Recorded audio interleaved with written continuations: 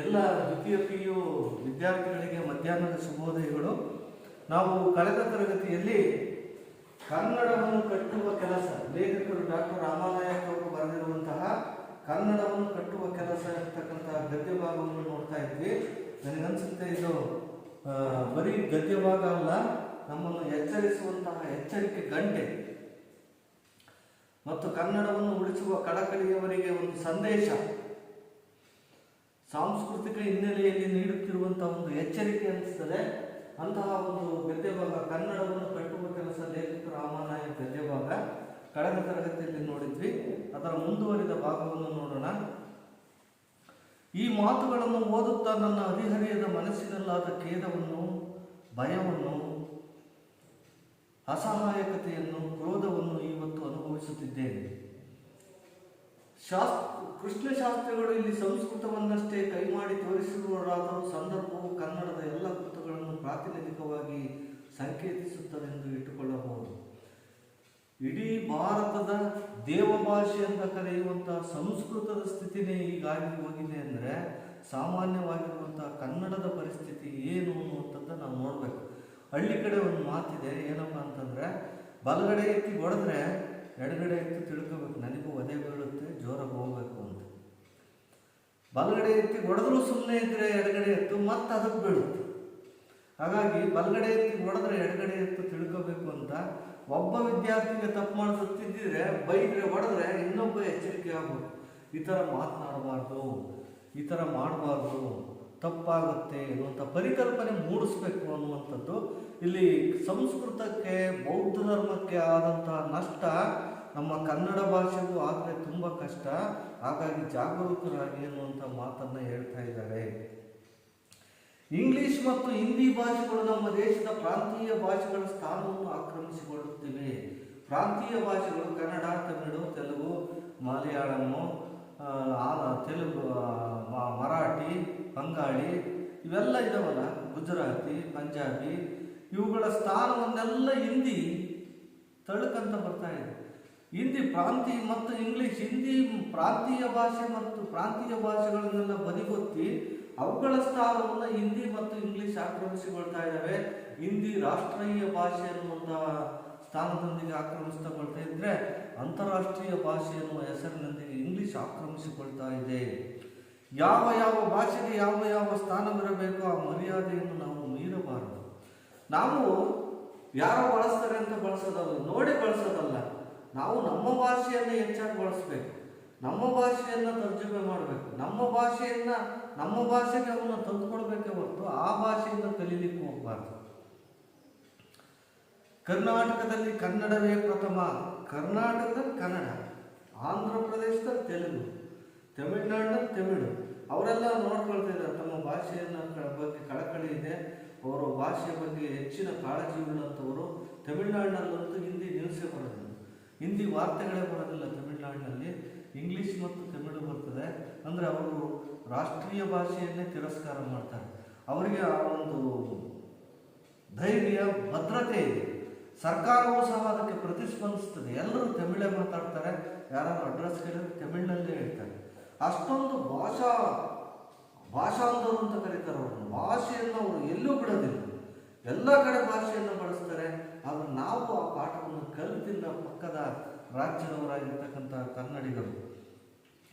ಕರ್ನಾಟಕದಲ್ಲಿ ಕನ್ನಡವೇ ಪ್ರಥಮ. ನಮ್ಮ ರಾಜಧಾನಿಯಾದಂಥ ಬೆಂಗಳೂರಿನಲ್ಲಿ ಕನ್ನಡ ಕಡಿಮೆ ಆಗ್ತಾ ಇದೆ ಅಂತ. ನಮ್ಮ ರಾಜಧಾನಿಯಲ್ಲಿ ಎಲ್ಲಿಲ್ಲದ ಕನ್ನಡ ಅಲ್ಲಿರಬೇಕು. ಪ್ರತಿಯೊಬ್ಬರು ಕನ್ನಡದಲ್ಲಿ ಮಾತಾಡಬೇಕು, ಬೇರೆ ಭಾಷೆಯವರನ್ನು ಕನ್ನಡದಲ್ಲಿ ಕಲಿಸ್ಬೇಕು. ನಾವೇನು ಮಾಡ್ತೀವಿ, ಅವರ ಭಾಷೆಯನ್ನು ಕಲೀಲಿಕ್ಕೆ ಹೋಗ್ತೀವಿ ಹೊರತು ನಮ್ಮ ಭಾಷೆಯನ್ನು ಅವರಿಗೆ ಕಲಿಸುವ ಪ್ರಯತ್ನ ಮಾಡೋದಿಲ್ಲ. ಅವನು ಹಿಂದಿಲಿ ಮಾತಾಡಿದ್ರೆ ಹಿಂದಿಲೇ ಉತ್ತರ ಕೊಡ್ತೀವಿ, ತೆಲುಗಿನಲ್ಲಿ ಮಾತಾಡಿದ್ರೆ ತೆಲುಗಿನಲ್ಲಿ ಕೊಡ್ತೀವಿ, ಇಂಗ್ಲೀಷಲ್ಲಿ ಮಾತಾಡಿದ್ರೆ ಇಂಗ್ಲೀಷಲ್ಲಿ ಕೊಡ್ತೀವಿ. ನಮ್ಮ ಭಾಷೆಯಲ್ಲಿ ಮಾತಾಡಿದ್ರೆ ತಾನೇ ಅವನು ಕಲಿಯೋದು. ಇದು ಗೊತ್ತಾಗೋದಿಲ್ಲ ಅಂತ ಅವನ ಭಾಷೆಯಲ್ಲೇ ನಾವು ಮಾತಾಡಿದರೆ ಅವನೇ ಕಲಿಯೋಕೆ ಹೋಗ್ತಾನೆ. ನಮ್ಮ ಭಾಷೆಯನ್ನು ನಾವು ಮಾಡೋಂಥ ತಪ್ಪೇ ಇದೆ. ಅವನ ಭಾಷೆಯನ್ನೇ ನಾವು ಕಲೀಲಿಕ್ಕೆ ಪ್ರಯತ್ನ ಪಡ್ತೀವಿ. ಕರ್ನಾಟಕದಲ್ಲಿ ಕನ್ನಡವೇ ಪ್ರಥಮ. ಪ್ರಧಾನ, ರಾಜ, ರಾಣಿ, ಮಂತ್ರಿ ಎಲ್ಲವೂ, ಎಲ್ಲ ಮಿಕ್ಕ ಯಾವ ಭಾಷೆಯಾದರೂ ಇಲ್ಲಿ ಸೇವಕರ ಸ್ಥಾನದಲ್ಲಿರಬೇಕು. ಪ್ರತಿ ರಾಜ್ಯದಲ್ಲಿ ಅದೇ ಥರ ಇರೋದು. ಆದರೆ ಕರ್ನಾಟಕದಲ್ಲಿ ಮಾತ್ರ ಉಳಿದ ಭಾಷೆಗಳೆಲ್ಲವೂ ಮುಂಚೂಣಿಯಲ್ಲಿದ್ದಾವೆ. ಕನ್ನಡವನ್ನು ಕೊನೆಯ ಸ್ಥಾನಕ್ಕೆ ತಳ್ಳುವಂತಹ ಹೇಳ್ತಾ ಇದ್ದಾರೆ. ಪ್ರತಿಯೊಂದು ಹಿಂದಿಯೇತರ ರಾಜ್ಯದಲ್ಲಿರುವ ಕೇಂದ್ರಾಡಳಿತ ಸಂಸ್ಥೆಗಳು, ಉದ್ಯಮಗಳು, ಕಚೇರಿಗಳು ಆಯಾ ಪ್ರಾದೇಶಿಕ ಭಾಷೆಗಳನ್ನು ಬಳಸದಿರುವುದರಿಂದ ತಮ್ಮಷ್ಟಕ್ಕೆ ದ್ವೀಪಗಳಾಗಿ ನಿಂತಿವೆ. ಯಾವ ಪ್ರಾಂತೀಯ ಭಾಷೆಗಳನ್ನು ಕಲಿಯೋದಿಲ್ಲೋ ಅವು ದ್ವೀಪಗಳಾಗ್ತವೆ. ದ್ವೀಪ ಮತ್ತು ಪರ್ಯಾಯ ದ್ವೀಪ ಅನ್ನುವಂಥದ್ದು ನಿಮಗೆ ಗೊತ್ತಿದೆ, ಇತಿಹಾಸದ ವಿದ್ಯಾರ್ಥಿಗಳಾಗಿದ್ದೀರಾ. ದ್ವೀಪ, ಪರ್ಯಾಯ ದ್ವೀಪ.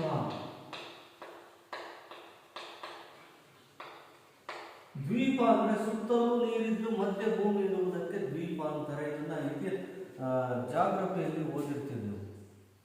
ಜಿಯೋಗ್ರಫಿಯಲ್ಲಿ ಭೂಮಿ ಅಧ್ಯಯನದಲ್ಲಿ ದ್ವೀಪ ರಾಷ್ಟ್ರಗಳು ಅಂತ ಬರ್ತವೆ. ಸುತ್ತಲೂ ನೀರಿದ್ದು ಮಧ್ಯ ಭೂಮಿ ಇರುವಂಥವಕ್ಕೆ ದ್ವೀಪ ಅಂತ ಕರೀತಾರೆ. ಶ್ರೀಲಂಕಾ ಅತ್ಯಂತ ದೊಡ್ಡ ಉದಾಹರಣೆ.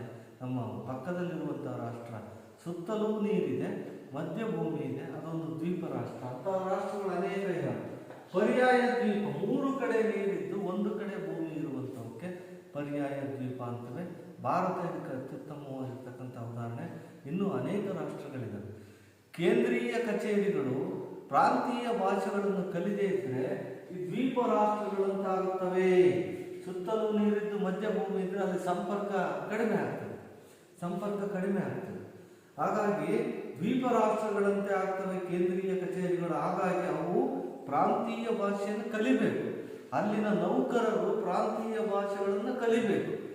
ಈಗ ಟೆಲಿಫೋನ್ ಇದೆ, ಅದು ಕೇಂದ್ರ ಪಟ್ಟಿಯಲ್ಲಿ ಬರುವಂತಹ ವಿಷಯ. ರೈಲ್ವೆ ಇದೆ, ಅದು ಕೇಂದ್ರ ಪಟ್ಟಿಯಲ್ಲಿ ಬರುವಂತಹ ವಿಷಯ. ಅವುಗಳೆಲ್ಲವೂ ಸಹ, ಅಂಚೆ ಇದೆ, ಅದು ಕೇಂದ್ರ ಪಟ್ಟಿಯಲ್ಲಿ ಬರುವಂತಹ ವಿಷಯ. ಅವೆಲ್ಲವೂ ಸಹ ಪ್ರಾಂತೀಯ ಭಾಷೆಗಳನ್ನು, ಆಯಾ ಭಾಷೆಗಳನ್ನು ಕಲಿಬೇಕವು. ಕಲಿತ್ರೆ ಮಾತ್ರ ಅವು ದ್ವೀಪ ರಾಷ್ಟ್ರಗಳಂತೆ ಆಗೋದಿಲ್ಲ.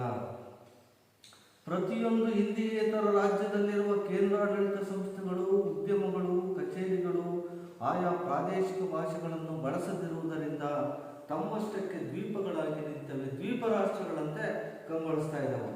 ವಿಮಾನದಲ್ಲಿ ಮೊದಲ ಸಲ ಪ್ರಯಾಣ ಮಾಡಲು ಬಂದಿದ್ದ ನನ್ನ ಮಿತ್ರರೊಬ್ಬರು ಬೆಂಗಳೂರು ವಿಮಾನ ನಿಲ್ದಾಣದಲ್ಲಿ ನನ್ನನ್ನು ಕೇಳಿದರು. ಒಂದ್ಸಲ ಇವರು ಫ್ರೆಂಡ್ ಒಬ್ಬರು ವಿಮಾನ ನಿಲ್ದಾಣದಲ್ಲಿ ಒಂದು ಪ್ರಶ್ನೆ ಕೇಳಿದ್ದಾನೆ. ಏನಂತ ಕೇಳಿದರು? ಇದೇನು ಸರ್, ನಾವು ಎಲ್ಲಿದ್ದೇವೆ? ಇಲ್ಲಿ ಒಂದು ಕನ್ನಡ ಅಕ್ಷರವೇ ವಿಮಾನ ನಿಲ್ದಾಣ ಒಂದು ಕನ್ನಡ ಅಕ್ಷರವೇ ಕಾಣಿಸುವುದಿಲ್ಲವಲ್ಲ? ನಾನೆಂದೆ, ಕಾಣಿಸದೇ ಏನು? ಅಲ್ಲಿ ನೋಡಿ, ಕಕ್ಕಸಿನ ಮೇಲೆ ಕನ್ನಡದಲ್ಲಿ ಗಂಡಸರು ಹೆಂಗಸರು ಎಂದು ಬರೆದಿದ್ದಾರಲ್ಲ. ಎಲ್ಲಿ ಬರೀಬೇಕು? ನಮ್ಮ ಸ್ಥಾನಮಾನ ಅಲ್ಲೂ ಇರಲಿ, ತಪ್ಪೇನಲ್ಲ.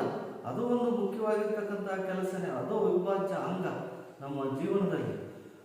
ಅದರಂತೆ ಉಳಿದ ಸ್ಥಳಗಳಲ್ಲಿ ಪ್ರೇಕ್ಷಕರು ಕುಳಿತುಕೊಳ್ಳುವಂಥ, ಪ್ರಯಾಣಿಕರು ಕುಳಿತುಕೊಳ್ಳುವಂಥ ಸ್ಥಳಗಳಲ್ಲಿ, ಅನೌನ್ಸ್ಮೆಂಟ್ಗಳಲ್ಲಿ, ಬೋರ್ಡ್ಗಳಲ್ಲಿ, ಟಿವಿಗಳಲ್ಲಿ, ಫ್ಲೆಕ್ಸ್ಗಳಲ್ಲಿ, ಕರಪತ್ರಗಳಲ್ಲಿ, ಬ್ಯಾಲೆಟ್ ಪೇಪರ್ಗಳಲ್ಲಿ ಕನ್ನಡದಲ್ಲಿ. ಕರ್ನಾಟಕದಲ್ಲಿದೆ ಕೆಂಪೇಗೌಡ ವಿಮಾನ ನಿಲ್ದಾಣ ಅನ್ನುವಂಥದ್ದು. ಅಲ್ಲಿ ಇಂಗ್ಲಿಷು ಹಿಂದಿ ರಾರಾಜಿಸಿದ್ರೆ ಕರ್ನಾಟಕದಲ್ಲಿರುವಂತಹ ಏರ್ಪೋರ್ಟಿಗೂ ಡೆಲ್ಲಿಲಿರುವಂತಹ ಏರ್ಪೋರ್ಟಿಗೂ ಯಾವ ವ್ಯತ್ಯಾಸ ಇದೆ? ಇಲ್ಲಿ ಕನ್ನಡ ಇದ್ರೆ ತಾನೇ ಅದು ಕರ್ನಾಟಕದ ಏರ್ಪೋರ್ಟ್ ಅಂತ ನಮ್ಗೆ ಗೊತ್ತಾಗೋದು. ಬೇರೆ ಭಾಷೆಗಳಿರಲಿ, ಅದು ಪರ್ಯಾಯವಾಗಿರಲಿ. ಕನ್ನಡದಲ್ಲೂ ಕೊಡ್ರಿ, ಹಿಂದಿಯಲ್ಲಿ ಕೊಡ್ರಿ, ಇಂಗ್ಲೀಷಲ್ಲಿ ಕೊಡ್ರಿ, 3 ಭಾಷೆಯಲ್ಲಿ ಕೊಡ್ರಿ, ಬೇಡ ಅಂತ ಹೇಳಲ್ಲ. ಆದರೆ ಅಲ್ಲಿ ಬರೀ ಇಂಗ್ಲೀಷೇ ರಾರಾಜಿಸ್ತಾ ಇತ್ತಂತೆ. ಕಕ್ಕಸಿನ ಮೇಲೆ ಕನ್ನಡದಲ್ಲಿ ಗಂಡಸರು ಹೆಂಗಸರು ಎಂದು ಬರೆದಿದ್ದಾರಲ್ಲ. ಇದು ಕೇಂದ್ರ ಸರ್ಕಾರ ಕನ್ನಡಕ್ಕೆ ತೋರಿಸುವ ಮರ್ಯಾದೆ. ಅಲ್ಲಿ ಮಾತ್ರ ಬರೆಯಕ್ಕೆ ಪರ್ಮಿಷನ್ ಇದೆ ಕೇಂದ್ರ ಸರ್ಕಾರದ್ದು. ಇನ್ನೆಲ್ಲಿ ಬರೆಯೋಕ್ಕೂ ಬಿಡೋದಿಲ್ಲ. ನಿಮ್ಮ ಪ್ರಾಂತೀಯ ಭಾಷೆಗಳನ್ನ ಬರಿಬೇಡ್ರಿ, ಪ್ರಯಾಣಿಕರಿಗೆ ತೊಂದರೆ ಆಗುತ್ತೆ. ಯಾಕೆಂದ್ರೆ ಬೆಂಗಳೂರು ಅಂತಾರಾಷ್ಟ್ರೀಯ ವಿಮಾನ ನಿಲ್ದಾಣ ಆಗಿದೆ. ಪ್ರಪಂಚದ ಯಾವ ಮೂಲೆಯಿಂದ ಬೇಕಾದ್ರೂ ಬರ್ಬೋದು. ಅವರಿಗೆ ಇಂಗ್ಲೀಷು ಮತ್ತು ಹಿಂದಿಲಿದ್ದರೆ ಸಹಾಯಕ. ಯಾಕೆಂದರೆ ಅವರಿಗೆ ಗೈಡ್ಗಳು ಎಲ್ಲ ಹಿಂದಿಯನ್ನು ಬಳಸ್ತಾರೆ, ಅವರಿಗೆ ಇಂಗ್ಲೀಷ್ ಬರ್ತದೆ, ಕನ್ನಡದಲ್ಲಿದ್ದರೆ ಗೊತ್ತಾಗೋದಿಲ್ಲ ಅನ್ನುವಂಥದ್ದು ಅವರ ಮಾತು. ಬೆಂಗಳೂರು ವಿಮಾನ ನಿಲ್ದಾಣದಲ್ಲಿ ಇದು ಕೇಂದ್ರ ಸರ್ಕಾರ ಕನ್ನಡಕ್ಕೆ ತೋರಿಸುವ ಮರ್ಯಾದೆ. ಬೆಂಗಳೂರು ವಿಮಾನ ನಿಲ್ದಾಣದಲ್ಲಿ ಕನ್ನಡದಲ್ಲಿ ಸೂಚನೆಗಳಿಲ್ಲದಿದ್ದರೆ ಇನ್ನು ಯಾವ ಕಡೆ ಇರುವುದು ಸಾಧ್ಯ? ಲೇಖಕರು ಪ್ರಶ್ನೆ ಮಾಡ್ತಾರೆ. ಬೆಂಗಳೂರು ವಿಮಾನ ನಿಲ್ದಾಣದಲ್ಲಿ ಕನ್ನಡ ಇಲ್ಲ ಅಂದ್ರೆ ಏನು ಆಂಧ್ರ ಪ್ರದೇಶದಲ್ಲಿ ಹುಡುಕಕ್ಕಾಗುತ್ತಾ? ತಮಿಳುನಾಡಿನಲ್ಲಿ ಹುಡುಕಕ್ಕಾಗುತ್ತಾ? ಕೋಲ್ಕತ್ತಾದಲ್ಲಿ ಹುಡುಕಕ್ಕಾಗುತ್ತಾ? ಡೆಲ್ಲಿಲಿ ಹುಡುಕಕ್ಕಾಗುತ್ತಾ? ಕರ್ನಾಟಕದಲ್ಲಿ ಕನ್ನಡ ಇದ್ರೆ ಮಾತ್ರ ಅದು ಕರ್ನಾಟಕ ದೇಶದ ವಿಮಾನ ನಿಲ್ದಾಣ ಅಂತ ನಮ್ಗೆ ಅನ್ಸೋದು, ಇಲ್ಲದೆ ಅದು ಕರ್ನಾಟಕದ ವಿಮಾನ ನಿಲ್ದಾಣ ಅಂತ ನಮ್ಗೆ ಅನ್ಸೋದೇ ಇಲ್ಲ. ಯಾಕೆ ಹಿಂಗೆ ಮಾಡ್ತಾರೆ? ಕೇಂದ್ರ ಸರ್ಕಾರಕ್ಕೆ ಅಷ್ಟಾದರೂ ನಮ್ಮ ಬಗ್ಗೆ ಕನಿಕರ ಇಲ್ವಾ, ಅನುಕಂಪ ಇಲ್ವಾ? ಬೆಂಗಳೂರು ವಿಮಾನ ನಿಲ್ದಾಣದಲ್ಲಿ ಕನ್ನಡದಲ್ಲಿ ಸೂಚನೆಗಳಿಲ್ಲದಿದ್ದರೆ ಇನ್ನು ಯಾವ ಕಡೆ ಇರುವುದು ಸಾಧ್ಯ? ವಿಮಾನ ನಿಲ್ದಾಣದ ಎಲ್ಲ ಪ್ರಕಟಣೆಗಳು ಪ್ರಾದೇಶಿಕ ಭಾಷೆಗಳಲ್ಲಿರುವುದು ಅಗತ್ಯ. ಇಂಗ್ಲಿಷ್, ಹಿಂದಿ ಬಾರದವರು ಈ ದೇಶದಲ್ಲಿ ವಿಮಾನ ಪ್ರಯಾಣ ಮಾಡಬಾರದೆ. ಎಲ್ಲರೂ ನಾವು ಅಂತಾರಾಷ್ಟ್ರೀಯ ಮಟ್ಟದಲ್ಲಿ ಬರ್ತಾರೆ ಪ್ರಯಾಣಿಕರು, ಅವ್ರಿಗೆ ತೊಂದರೆ ಆಗುತ್ತೆ ಅಂದ್ರೆ ಲೋಕಲ್ನಲ್ಲಿರುವಂತಹ ಪ್ರಯಾಣಿಕರಿಗೆ ತೊಂದರೆ ಆಗೋದಿಲ್ವ? ನಮ್ಮ ಅಣ್ಣ ತಮ್ಮಂದರಿಗೆ, ಅಕ್ಕ ತಮ್ಮಂದರಿಗೆ, ನಮ್ಮ ಸಮಾಜದ ಜನರಿಗೆ ತೊಂದರೆ ಆಗೋದಿಲ್ವ? ಅವ್ರಿಗೆ ತೊಂದರೆ ಆಗೋದು ಬೇಕಾದಷ್ಟು ಇರ್ತಾರೆ ಹೇಳೋರು. ನಮ್ಮ ಸ್ಥಳೀಯರಿಗೆ ತೊಂದರೆ ಆಗೋದು ಯಾರು ಇರ್ತಾರೆ ಹೇಳೋರು? ಅವರು ಬೇರೆಯವ್ರನ್ನ ಕೇಳಬೇಕಾ?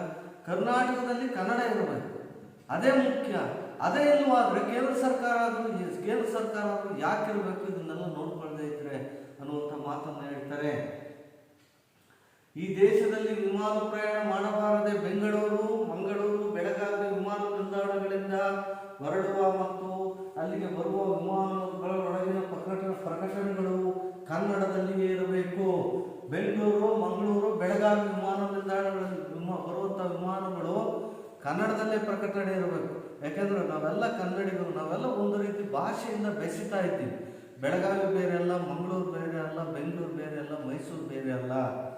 ನಮಗೆ ಕನ್ನಡದಲ್ಲೇ ಇರಬೇಕು.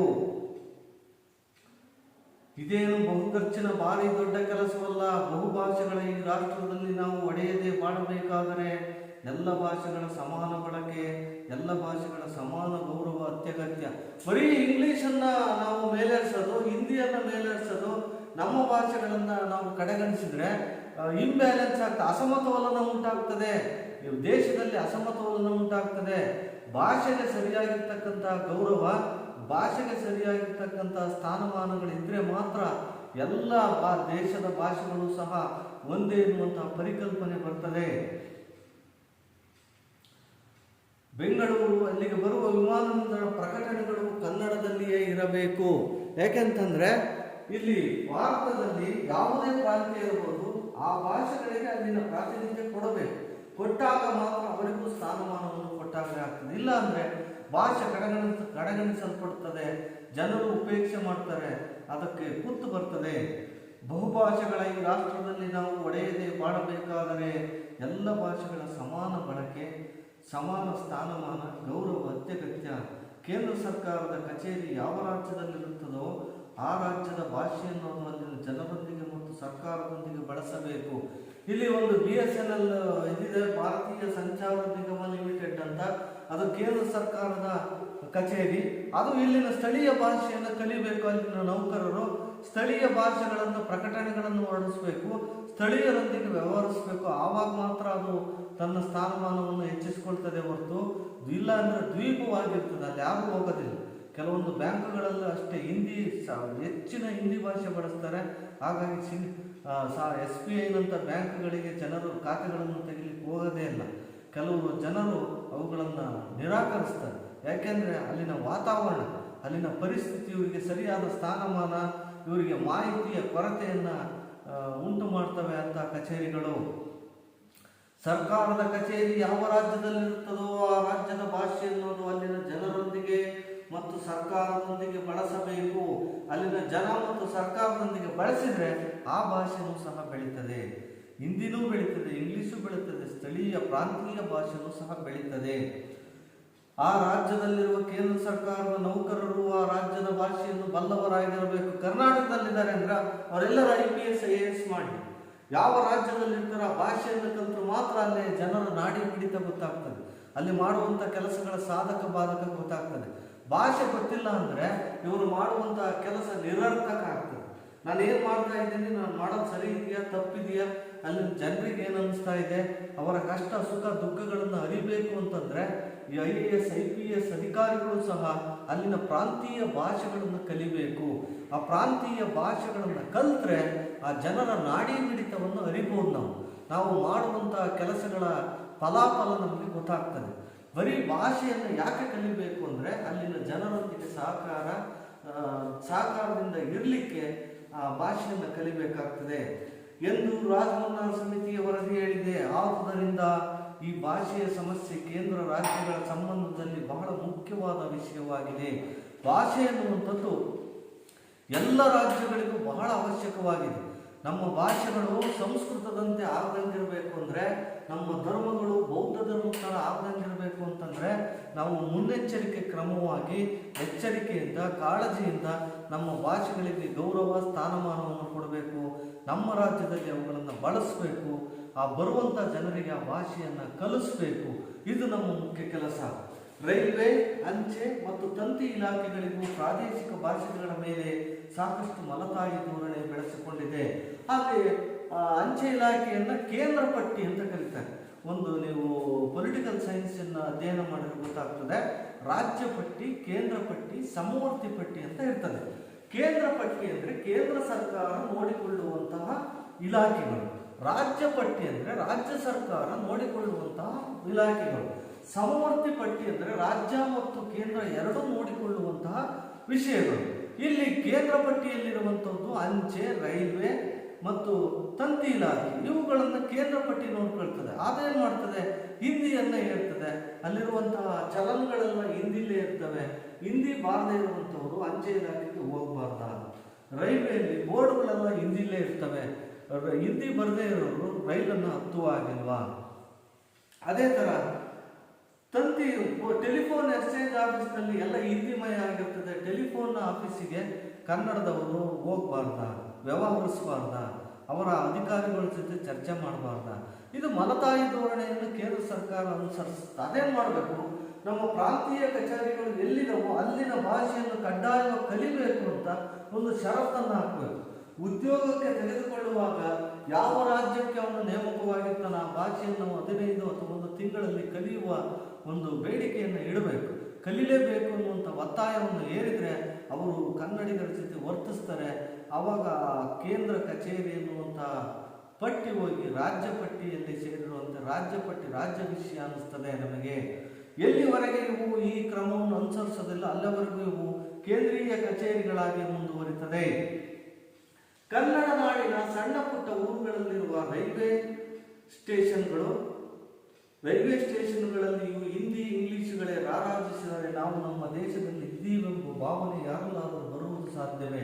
ನಮಗೆ ನಮ್ಮ ತನ, ನಮ್ಮ ಊರು, ನಮ್ಮ ಜಾಗ ಅನ್ಸೋದು ಯಾವಾಗ? ನಮ್ಮ ಭಾಷೆ ಇದ್ದಾಗ. ನಮ್ಮ ಭಾಷೆ ಎಲ್ಲಿ ಜೀವಂತವಾಗಿರುತ್ತೆ, ಎಲ್ಲಿ ನಮ್ಮ ಭಾಷೆಯನ್ನು ಮಾತಾಡ್ತಿರ್ತಾರೆ ಅದೇ ನಮ್ಮೂರು. ಯಾರು ನಮ್ಮ ಭಾಷೆಯನ್ನು ಅರ್ಥ ಮಾಡಿಕೊಳ್ತಾರೋ ಅವರೇ ನಮ್ಮವರು. ಇನ್ನು ಇಂಥ ವಾತಾವರಣ ನಮ್ಮ ರಾಜ್ಯಗಳಲ್ಲಿ, ನಮ್ಮ ಜಿಲ್ಲೆಗಳಲ್ಲೇ ಇಲ್ಲ ಅಂದರೆ ಬೇರೆ ರಾಜ್ಯಗಳಲ್ಲಿ ಎಲ್ಲಿರ್ತದೆ? ರೈಲ್ವೆ ಸ್ಟೇಷನ್ಗಳಲ್ಲೆಲ್ಲ ಹಿಂದಿ ಇಂಗ್ಲೀಷಲ್ಲೇ ಇರ್ತದೆ. ಕನ್ನಡದಲ್ಲೂ ಇರಬೇಕು ಕಡ್ಡಾಯವಾಗಿ. ಪ್ರತಿ ಊರಿನ ಬೋರ್ಡ್ಗಳನ್ನು ಹಿಂದಿಯಲ್ಲಿ ಬರೆದಿರ್ತಾರೆ, ಅದರ ಜೊತೆ ಕನ್ನಡದಲ್ಲೂ ಬರೀಬೇಕು. ಆವಾಗ ಮಾತ್ರ ಇದು ಕರ್ನಾಟಕ ಅಂತ ಗೊತ್ತಾಗ್ತದೆ. ಕನ್ನಡ ನಾಡಿನ ಸಣ್ಣ ಪುಟ್ಟ ಊರುಗಳಲ್ಲಿರುವ ರೈಲ್ವೆ ಸ್ಟೇಷನ್ಗಳಲ್ಲಿಯೂ ಹಿಂದಿ ಇಂಗ್ಲೀಷುಗಳೇ ರಾರಾಜಿಸಿದರೆ ನಾವು ನಮ್ಮ ದೇಶದಲ್ಲಿದ್ದೇವೆಂಬ ಭಾವನೆ ಯಾರೆಲ್ಲಾದರೂ ಬರುವುದು ಸಾಧ್ಯ. ಇದನ್ನು ಯಾರು ಮಾಡಬೇಕು? ಸಣ್ಣ ಪುಟ್ಟ ಊರುಗಳಲ್ಲಿ ಹಿಂದಿಲಿ ಬರೀತಾರೆ ಅಂದರೆ ಅಲ್ಲಿನ ಜನ ಪ್ರತಿಭಟಿಸಬೇಕೆ? ಅಧಿಕಾರಿಗಳು ಅದನ್ನು ಬದಲಾಯಿಸಬೇಕೆ? ಅಥವಾ ಸರ್ಕಾರ ಅದರ ರೂಪುರೇಷೆಗಳನ್ನು ಬದಲಾಯಿಸಬೇಕೆ? ನಾವು ಚುನಾವಣೆಯಲ್ಲಿ ಆಯ್ಕೆ ಮಾಡಿದ ಜನಪ್ರತಿನಿಧಿಗಳು ಇದರ ಕೆಲಸವನ್ನು ಮಾಡಬೇಕು. ಕೇಂದ್ರ ಸರ್ಕಾರಕ್ಕೆ ವಿಷಯವನ್ನು ರವಾನಿಸಬೇಕು. ಎಲ್ಲ ಬೋರ್ಡ್ಗಳು ಹಿಂದಿ, ಇಂಗ್ಲಿಷ್ ಮತ್ತು ಕನ್ನಡದಲ್ಲಿ ಇರಬೇಕು. ಕನ್ನಡ ಕಡ್ಡಾಯ. ಉಳಿದವು ಆಯ್ಕೆ ವಿಷಯಕ್ಕೆ ಬಿಟ್ಟದಂಥದ್ದು. ಉಳಿದವುಗಳು ಐಚ್ಛಿಕ.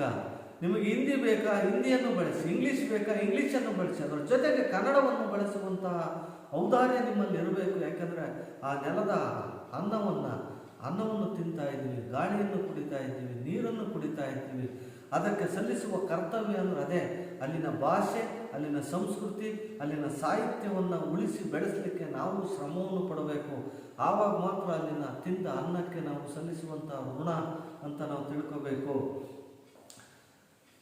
ಲೈಫ್ ಇನ್ಶೂರೆನ್ಸ್ ಕಾರ್ಪೊರೇಷನ್ನಿನಂತಹ ಸಂಸ್ಥೆಗಳು, ಬ್ಯಾಂಕುಗಳು, ಹೀಗೆ ಕೇಂದ್ರಾಡಳಿತದ ಯಾವ ಸಂಸ್ಥೆಗಳಿಗೂ ಹೋದರೂ ನಾವು ಪರದೇಶಿಗಳೆಂಬ ಭಾವನೆ ಬರುತ್ತದೆ. ಎಲ್ಲಿಯವರೆಗೂ ಈ ಸಂಸ್ಥೆಗಳಲ್ಲಿ ನಮ್ಮದೇ ಭಾಷೆಗಳ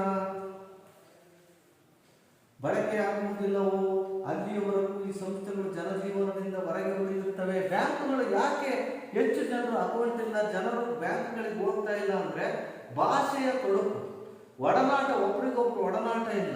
ಅಲ್ಲಿನ ವ್ಯವಸ್ಥಾಪಕರು, ಮ್ಯಾನೇಜರ್ಗಳು, ಅಲ್ಲಿನ ನೌಕರರು ಭಾಷೆಯನ್ನು ಬಳಸದೇ ಇರುವಂಥದ್ದು, ಹಿಂದಿಯಲ್ಲಿ ಮಾತಾಡೋದು, ತೆಲುಗಿನಲ್ಲಿ ಮಾತನಾಡೋದು, ತಮಿಳಿನಲ್ಲಿ ಮಾತನಾಡೋದು ಮಾಡಿದರೆ ಜನರು ಅದರ ಸಂಬಂಧವನ್ನು ಕಟ್ಕೊಳ್ತಾರೆ. ಬ್ಯಾಂಕಿನಲ್ಲಿ ವ್ಯವಹರಿಸೋಕ್ಕೆ ಇಷ್ಟಪಡೋದಿಲ್ಲ. ನಮ್ಮ ಭಾಷೆ ಎಲ್ಲಿರ್ತದೆ, ನಮ್ಮ ಜನ ಎಲ್ಲಿರ್ತಾರೋ ಅಲ್ಲಿ ಇರೋಕ್ಕೆ ಬಯಸ್ತಾರೆ ಪ್ರತಿಯೊಬ್ಬರು. ಅದು ಪ್ರತಿಯೊಬ್ಬನ ಒಳಮನಸ್ಸು. ಹಾಗಾಗಿ ಈ ಲೈಫ್ ಇನ್ಶೂರೆನ್ಸ್ನಂಥ ಕಚೇರಿಗಳು, ಬ್ಯಾಂಕ್ಗಳು ಜನರನ್ನು ಸಂಘಟಿಸಬೇಕು, ತಮ್ಮತ್ತ ಆಕರ್ಷಿಸಬೇಕು ಅಂದರೆ ಅವು ಕನ್ನಡದಲ್ಲಿ ವ್ಯವಹರಿಸಬೇಕು. ಈ ಸಂಸ್ಥೆಗಳು ಜನಜೀವನದಿಂದ ಹೊರಗೆ ಉಳಿಯುತ್ತವೆ. ಎಲ್ಲ ಸೂಚನೆಗಳು, ಎಲ್ಲ ಫಾರಂಗಳು, ಎಲ್ಲ ಬರವಣಿಗೆ ವ್ಯವಹಾರಗಳು ಕ್ರಮವಾಗಿ ಪ್ರಾದೇಶಿಕ ಭಾಷೆ ಹಿಂದಿ ಮತ್ತು ಇಂಗ್ಲಿಷ್ಗಳಲ್ಲಿರಬೇಕು. ಇದೇ ತ್ರಿಭಾಷಾ ಸೂತ್ರದ ಬಳಕೆ.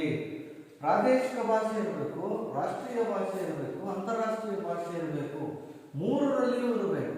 ಯಾವುದೇ ಅರ್ಜಿಗಳಾಗಿರಲಿ, ಫಾರಂಗಳಾಗಿರಲಿ, ಯಾವುದೇ ಪತ್ರಗಳಾಗಿರಲಿ, ಕರಪತ್ರಗಳಾಗಿರಲಿ, ಮೂರರಲ್ಲಿರಬೇಕು. ಇದನ್ನು ತ್ರಿಭಾಷಾ ಸೂತ್ರ, ತ್ರಿ ಅಂದರೆ ಮೂರು, ಭಾಷಾ ಸೂತ್ರ ಮೂರು ಭಾಷೆಗಳ ಸೂತ್ರ. ಪ್ರಾದೇಶಿಕ ಭಾಷೆ, ರಾಷ್ಟ್ರೀಯ ಭಾಷೆ, ಅಂತಾರಾಷ್ಟ್ರೀಯ ಭಾಷೆ. ಯಾವ ಭಾಷೆಯ ಏರಿಕೆಯೂ ಸರಿಯಲ್ಲ. ಬಲವಂತವಾಗಿ ಒಂದು ಭಾಷೆಯನ್ನು ಏರಲಿಕ್ಕೆ ಪ್ರಯತ್ನ ಪಡಬಾರ್ದು ಯಾರೇ ಆಗಲಿ, ಯಾಕೆಂದ್ರೆ ಅದು ಸಕ್ಸಸ್ ಆಗೋದಿಲ್ಲ. ಯಾವ ಭಾಷೆಯ ಏರಿಕೆಯೂ ಸರಿಯಲ್ಲ. ಯಾವುದೇ ಭಾಷೆಯನ್ನು, ಕಲಿಕೆಯನ್ನು ತಡೆಯುವುದು ಸರಿಯಲ್ಲ. ಯಾವುದೇ ಕಲಿಕೆಯನ್ನು ತಡೆಯಬಾರದು. BM ಶ್ರೀಕಂಠಯ್ಯನವರು ಒಂದು ಮಾತು ಹೇಳ್ತಾರೆ, ಜಗತ್ತಿನಲ್ಲಿ ಒಳ್ಳೆಯದು ಯಾವ ಭಾಷೆಯಲ್ಲಿ ಇರಲಿ ಅದನ್ನು ಸ್ವೀಕರಿಸಿ ಅಂತ. ನಮ್ಮ ಭಾಷೆಯಲ್ಲಿ ಎಲ್ಲದೂ ಇರಬೇಕು ಅಂತ ಸಾಧ್ಯವಿಲ್ಲ. ಅದು ಅತ್ಯಂತ ತಪ್ಪಾದ ಮಾತಾಗ್ತದೆ. ಅದು ಎಲ್ಲ ವಿಚಾರಗಳು ನಮ್ಮ ಭಾಷೆಯಲ್ಲಿ ಸಿಗಬೇಕು ಅನ್ನುವಂಥದ್ದು ತಪ್ಪಾಗ್ತದೆ. ಇತರ ಭಾಷೆಗಳಲ್ಲಿರ್ತದೆ. ಯಾವುದೇ ಭಾಷೆಗಳಲ್ಲಿರುವ ಒಳ್ಳೆಯ ಅಂಶಗಳನ್ನು ಕನ್ನಡಕ್ಕೆ ತೆಗೆದುಕೊಂಡ್ರೆ ಕನ್ನಡ ಭಾಷೆ ಶ್ರೀಮಂತ ಆಗ್ತದೆ.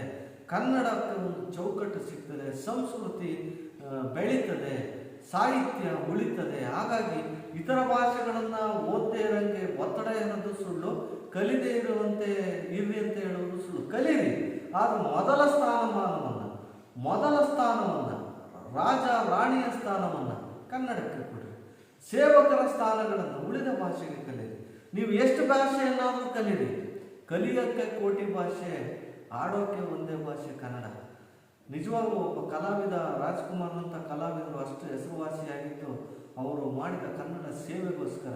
ಒಬ್ಬ ಮನುಷ್ಯ ಬರೀ ಬದುಕೋದೇ ಅವನ ಜೀವನ ಅಲ್ಲ, ಏನನ್ನಾದರೂ ಸಾಧಿಸಿ ಹೋಗಬೇಕು, ನಾಡು ನುಡಿಗೆ ಯಾವುದಾದ್ರೂ ಸಾಧನೆಯನ್ನು ಮಾಡಬೇಕು, ಆವಾಗ ಅವನ ಹೆಸರು ಚಿರಾಯವಾಗಿರ್ತದೆ ಅಂತಾರೆ. ಅದು ಸತ್ಯವಾದಂತಹ ಮಾತು. ಹಾಗಾಗಿ ನಾವು ಭಾಷೆಗೆ, ತಾಯ್ನುಡಿಗೆ, ತಾಯ್ನಾಡಿಗೆ ಏನಾದರೂ ಒಂದು ಕೊಡುಗೆಯನ್ನು ಕೊಡಬೇಕು. ನಮ್ಮ ತನವನ್ನು ತೋರಿಸ್ಬೇಕು. ಭಾಷೆಯನ್ನು, ಕನ್ನಡ ಭಾಷೆಯನ್ನು ಬಳಸಬೇಕು ಅಂತ ಹೇಳ್ತಾರೆ. ಯಾವ ಭಾಷೆಯ ಏರಿಕೆಯೂ ಸರಿಯಲ್ಲ. ಯಾವುದೇ ಭಾಷೆಯ ಕಲಿಕೆಯನ್ನು ತಡೆಯುವುದೂ ಸರಿಯಲ್ಲ. ಕಲಿಬೇಡ್ರಿ ಅಂತ ಹೇಳೋದು ತಪ್ಪು. ಯಾಕಂದರೆ ಅವನಿಗೆ ಆಸಕ್ತಿ ಇದೆ, ಅಭಿರುಚಿ ಇದೆ, ಶಕ್ತಿ, ಸಾಮರ್ಥ್ಯ ಇದೆ, ಕಲಿ. ಎಷ್ಟು ಭಾಷೆ ಬೇಕಾದರೂ ಕಲಿ. ನಮ್ಮ ನರಸಿಂಹರಾವ್ ಅವರು 8ರಿಂದ 10 ಭಾಷೆಯನ್ನು ಕಲಿತಿದ್ರು ಅಂತ. ನಿಜಕ್ಕೂ ಒಬ್ಬ ಪ್ರಧಾನಿಯಾದಂಥವರಿಗೆ ಒಂದು ಸವಾಲು. ಅಲ್ಲಿನ ಭಾಷೆಯನ್ನು ಕಲಿತು ಆ ರಾಜ್ಯಕ್ಕೆ ಹೋಗಿ ಆ ಭಾಷೆಯಲ್ಲಿ ಮಾತನಾಡಿದರೆ ಆ ಜನ ಎಲ್ಲ ನಮ್ಮವರು ಅನಿಸುತ್ತಾರೆ. ಅವರ ಮನಸ್ಸನ್ನು ಸೆಳೀತದೆ, ಅವರ ಹೃದಯ ಮಿಡಿತದೆ, ತುಡಿತದೆ. ಇವರು ನಮ್ಮವರು ಅನ್ನುವಂಥ ಭಾವನೆ ಬರ್ತದೆ. ಯಾವಾಗ ಅಂದರೆ ಅವರು ನಮ್ಮ ತಾಯಿ ನುಡಿಯಲ್ಲಿ, ಮಾತೃಭಾಷೆಯಲ್ಲಿ ಮಾತನಾಡಿದಾಗ ಮಾತ್ರ ಹಂಗನಿಸ್ತದೆ. ಆದರೆ ಇದರಲ್ಲಿ ಔಚಿತ್ಯದ ಒಂದು ಪ್ರಶ್ನೆ ಇದೆ. ಒಂದು ಘಟ್ಟದಿಂದ ಮುಂದಕ್ಕೆ ವಿದ್ಯಾರ್ಥಿಗಳು ತಮಗೆ ಬೇಕಾದ ಭಾಷೆಗಳನ್ನು ಆಯ್ದುಕೊಂಡು ಅಭ್ಯಾಸ ಮಾಡುವ ಅವಕಾಶಗಳಿರಬೇಕು. ಆ ಘಟ್ಟದವರೆಗೆ ಮಾತೃಭಾಷೆ ಹಾಗೂ ಪ್ರಾದೇಶಿಕ ಭಾಷೆ ಕಡ್ಡಾಯ ಶಿಕ್ಷಣ ಕೊಡುವುದು ಸರ್ಕಾರದ ಕರ್ತವ್ಯವಾಗಿರುತ್ತದೆ. PUC ನಂತರ ಆಯ್ಕೆ ಇರ್ತದೆ. ಡಿಪ್ಲೊಮಾ ಇರ್ತದೆ, ITI ಇರ್ತದೆ, ಸೈನ್ಸ್ ಇರ್ತದೆ, ಕಾಮರ್ಸ್ ಇರ್ತದೆ. ಈ ಅನೇಕ ಆಯ್ಕೆಗಳಿರ್ತವೆ. ಈ ಆಯ್ಕೆಯ ಸಂದರ್ಭದಲ್ಲಿ ಯಾವ ಭಾಷೆಯನ್ನಾದರೂ ಆಯ್ತು, ಯಾವ ವಿಷಯ ಬೇಕಾದ್ರೂ ಅಧ್ಯಯನ ಮಾಡು. ಆದರೆ 1ನೇ ತರಗತಿಯಿಂದ 10ನೇ ತರಗತಿಯವರೆಗೂ ಪ್ರಾಥಮಿಕ, ಮಾಧ್ಯಮಿಕ ಮತ್ತು ಪ್ರೌಢ ಶಿಕ್ಷಣ ಮಾತೃಭಾಷೆಯಲ್ಲಿ ಇರಬೇಕು ಅನ್ನುವಂಥದ್ದು ಪ್ರತಿಯೊಬ್ಬರ ವಾದ. ಕರ್ನಾಟಕದಲ್ಲಿ ಚಳುವಳಿಗಳು ನಡೀತಾ ಇರೋದು, ಕನ್ನಡ ಕವಿಗಳು, ಕನ್ನಡ ಕಲಾವಿದರು, ಕನ್ನಡ ನೌಕರರು, ಕನ್ನಡಿಗರು ಕೇಳ್ಕೊಳ್ತಾ ಇರೋದು ಪ್ರಾಥಮಿಕ ಮತ್ತು ಮಾಧ್ಯಮಿಕ ಭಾಷೆಗಳಲ್ಲಿ ಇಂಗ್ಲೀಷ್ ಒಂದು ಭಾಷಾ ವಿಷಯವಾಗಿರಲಿ, ಇಂಗ್ಲೀಷ್ ಮಾಧ್ಯಮ ಬೇಡ. ಕನ್ನಡ ಮಾಧ್ಯಮದಲ್ಲಿ ಅಧ್ಯಯನ ಮಾಡಿ. ಮಾತೃಭಾಷೆ ಮೊದಲು ತಾಯ ಹಾಲು ಕುಡಿದು ಲಲ್ಲೆಯಿಂದ ತೊದಲಿ ಬಂದು ಕೆಳೆಯರೊಡನೆ ಗೆಳೆದು ಬಂದ ಮಾತದಾವುದು ನಮ್ಮ ಮಾತೃಭಾಷೆ. ಆ ಮಾತೃಭಾಷೆಯಲ್ಲಿ ಅಧ್ಯಯನ ಮಾಡಿದಾಗ ವಸ್ತು ವಿಷಯ ನಮಗೆ ಸಂಪೂರ್ಣವಾಗಿ ಅರ್ಥ ಆಗ್ತದೆ. ನಮಗೆ ಒಂದು ಮಾನಸಿಕ ದೈಹಿಕ ಕ್ಷಮತೆ ಬಂದ ನಂತರ ಉಳಿದ ಭಾಷೆಗಳ ಅಧ್ಯಯನ, ಉಳಿದ ವಿಷಯಗಳ ಬಗ್ಗೆ ಆಲೋಚನೆ ಮಾಡೋಣ. ನಮಗೆ ಒಂದು ವಿಷಯದ ಬಗ್ಗೆ ದೃಢವಾದ ಮಾಹಿತಿ, ನಮ್ಮ ದೈಹಿಕ ಮಾನಸಿಕ ಮನಸ್ಸು ಸದೃಢವಾಗಲಿಕ್ಕೆ ಮಾತೃಭಾಷೆಯಲ್ಲಿ ಅಧ್ಯಯನ ಮಾಡಬೇಕು, ಮಾತೃಭಾಷೆಯಲ್ಲಿ ಇರಬೇಕು ಅನ್ನುವಂಥದ್ದು. ಪ್ರಾದೇಶಿಕ ಭಾಷೆಯ ಕಡ್ಡಾಯ ಶಿಕ್ಷಣ ಕೊಡುವುದು ಸರ್ಕಾರದ ಕರ್ತವ್ಯವಾಗಿರಬೇಕು. ಇದು ನೀವು ಮಾಡುವಂಥ ಚರ್ಚೆ ಮಾಡುವಂಥ ವಿಚಾರ ಆದರೂ ನಮ್ಮ ಜನಪ್ರತಿನಿಧಿಗಳು, ಮಂತ್ರಿ ಮಹೋದಯರು, ಮುಖ್ಯಮಂತ್ರಿಗಳು, ಉಪಮುಖ್ಯಮಂತ್ರಿಗಳು ಇವರೆಲ್ಲರೂ ಚರ್ಚೆಯನ್ನು ಮಾಡಿ ಶಾಸನವನ್ನು ಮಂಡಿಸಬೇಕು. ವಿಧಾನಸಭೆಗಳಲ್ಲಿ ಶಾಸನವನ್ನು ಮಂಡಿಸಿದರೆ, ಪಾರ್ಲಿಮೆಂಟಲ್ಲೂ ಇದನ್ನು ನಾವು ಊರ್ಜಿತಗೊಳಿಸಿದರೆ, ಅಸೆಂಬ್ಲಿಯಲ್ಲೂ ಇದನ್ನು ಊರ್ಜಿತಗೊಳಿಸಿದರೆ ನಮ್ಮ ಭಾಷೆಗೆ ಒಂದು ದಿಕ್ಕು ತೋರಿಸ್ದಂಗೆ ಆಗ್ತದೆ, ನಮ್ಮ ಭಾಷೆ ಚಿರಾಯು ಆಗ್ತದೆ. ಒಂದು ರಾಜ್ಯದಲ್ಲಿ ನೆಲೆಸಿದವರು ಅಲ್ಲಿನ ಪ್ರಾದೇಶಿಕ ಭಾಷೆಯನ್ನು ಕಲಿಯದೆ ಹೋಗದಂತೆ ನೋಡಿಕೊಳ್ಳುವ ಜವಾಬ್ದಾರಿ ಸರ್ಕಾರದ್ದು. ಪ್ರತಿಯೊಂದು ರಾಜ್ಯದ ಸರ್ಕಾರಗಳ ಮುಖ್ಯ ಕೆಲಸ ಏನಪ್ಪಾ ಅಂದ್ರೆ, ಅಲ್ಲಿನ ವ್ಯಕ್ತಿ ಅಲ್ಲಿನ ಪ್ರಾದೇಶಿಕ ಭಾಷೆಯಲ್ಲಿ ಸಮೃದ್ಧಿಯನ್ನು ಪಡೆದಿರಬೇಕು, ಅಲ್ಲಿನ ಭಾಷಾ ಹಿಡಿತ ಅವನಿಗಿರಬೇಕು. ಆನಂತರ ಅವನು ಬೇರೆ ಯಾವುದೇ ಭಾಷೆಯನ್ನು ಕಲೀಲಿ, ಎಲ್ಲೇ ಹೋಗಿ ಜೀವನ ಮಾಡಲಿ, ಎಲ್ಲೇ ಯಾವ ಭಾಷೆಯನ್ನಾಗಲೂ ಕಲೀಲಿ, ಯಾವ ಕೆಲಸವನ್ನಾದರೂ ಮಾಡಲಿ, 10ನೇ ತರಗತಿಯವರೆಗೂ ಪ್ರಾಥಮಿಕ, ಮಾಧ್ಯಮಿಕ ಮತ್ತು ಪ್ರೌಢಶಾಲೆಯಲ್ಲಿ ಕನ್ನಡ ಮಾಧ್ಯಮದಲ್ಲಿ ಕಲಿಬೇಕು. ಇಂಗ್ಲಿಷನ್ನು, ಹಿಂದಿಯನ್ನು ಒಂದು ಭಾಷೆಯಾಗಿ ಕಲಿಬೇಕು ಪ್ರೌಢ ಹಂತದಲ್ಲಿ. ಮುಂದಿನ ಹಂತದಲ್ಲಿ ಯಾವುದನ್ನು ಬೇಕಾದರೂ ಆಯ್ಕೆ ಮಾಡ್ಕೋಬಹುದು. ಒಂದು ರಾಜ್ಯದಲ್ಲಿ ನೆಲೆಸಿದವರು ಅಲ್ಲಿನ ಪ್ರಾದೇಶಿಕ ಭಾಷೆಯನ್ನು ಕಲಿಯದೇ ಹೋಗದಂತೆ ನೋಡಿಕೊಳ್ಳುವ ಜವಾಬ್ದಾರಿ ಸರ್ಕಾರ. ಪ್ರತಿಯೊಬ್ಬರಿಗೂ ಉಚಿತ ಕಡ್ಡಾಯ ಶಿಕ್ಷಣವನ್ನು ಕೊಡಬೇಕು ಅಂತ ಸಂವಿಧಾನದ ವಿಧಿನೇ ಹೇಳಿದೆ. ಉಚಿತ ಕಡ್ಡಾಯ ಶಿಕ್ಷಣವನ್ನು ಕೇಂದ್ರ ಸರ್ಕಾರ ಕೊಡ್ತದೆ. ಆ ಉಚಿತ ಕಡ್ಡಾಯ ಶಿಕ್ಷಣ ಮಾತೃಭಾಷೆಗೆ ಮೀಸಲಿರಬೇಕು ಪ್ರೌಢಶಾಲೆಯವರೆಗೆ. ಅದು ಅಂತಹ ಶಿಕ್ಷಣ ಕ್ರಮವನ್ನು ರೂಪಿಸಬೇಕಾಗುತ್ತದೆ. ಸ್ಥಳೀಯ ಭಾಷೆಯನ್ನು ಕಲಿಯದೆ ಹೋದರೆ ಹೊರಗಿನಿಂದ ಬಂದವರು ದ್ವೀಪಜೀವಿಗಳಾಗಿ ಉಳಿಯಬೇಕಾಗುತ್ತದೆ. ಆ ರಾಜ್ಯದ ಜನರೊಂದಿಗೆ ಬೆಳೆಯುವುದು ಸಾಧ್ಯವಾಗುವುದಿಲ್ಲ. ಒಂದು ರಾಜ್ಯದ ಎಲ್ಲ ಸೌಲಭ್ಯಗಳನ್ನು ಬಳಸಿಕೊಂಡು ಬದುಕುವ ಜನ ಅಲ್ಲಿನ ಭಾಷೆಯನ್ನು ಬಳಸುವುದು ಅನಿವಾರ್ಯವಾಗುತ್ತದೆ. ಪ್ರತಿಯೊಬ್ಬರೂ ಅಲ್ಲಿನ ಸರ್ಕಾರ ನೀಡುವಂತಹ ಶಿಕ್ಷಣವನ್ನು ಪಡಿಬೇಕು. ಅನ್ಯ ಭಾಷೆಗಳೊಂದಿಗೆ ದ್ವೀಪಜೀವಿಗಳಾಗಿರಬೇಕು ಪ್ರಾಥಮಿಕ ಹಂತದಲ್ಲಿ. ಆನಂತರ ಅವರ ಆಯ್ಕೆಯ ನಂತರ ಯಾವ ಭಾಷೆಯನ್ನು ಬೇಕಾದರೂ ಕಲಿಬಹುದು ಅಂತ ಹೇಳ್ತಾರೆ. ಎಲ್ಲ ಸೌಲಭ್ಯಗಳನ್ನು ಬಳಸಿಕೊಂಡು ಬದುಕುವ ಜನ ಅಲ್ಲಿನ ಭಾಷೆಯನ್ನು ಬಳಸುವುದು ಅನಿವಾರ್ಯವಾಗುತ್ತದೆ. ಪ್ರದೇಶ ಭಾಷೆಯ ಕಲಿಕೆ ಮಾತೃಭಾಷಾ ಕಲಿಕೆಗೆ ವಿರೋಧವಾದದ್ದಲ್ಲ. ಅವೆರಡೂ ಪೂರಕವಾದಾಗಲೇ ವಿದ್ಯಾರ್ಥಿಗಳಿಗೆ ತಮ್ಮ ಮನೆ ಮತ್ತು ಆವರಣಗಳ ಪರಿಚಯ ಸ್ಪಷ್ಟವಾಗ್ತದೆ. ಮಾತೃಭಾಷೆ ಮತ್ತು ಪ್ರಾದೇಶಿಕ ಭಾಷೆ ಬೇರೆ ಇದ್ದರೂ ಆ ಭಾಷೆಗಳು ಎರಡನ್ನೂ ಕಲಿಯುವ ಹೊಣೆಗಾರಿಕೆ ಅವರಾಗಿರುತ್ತದೆ.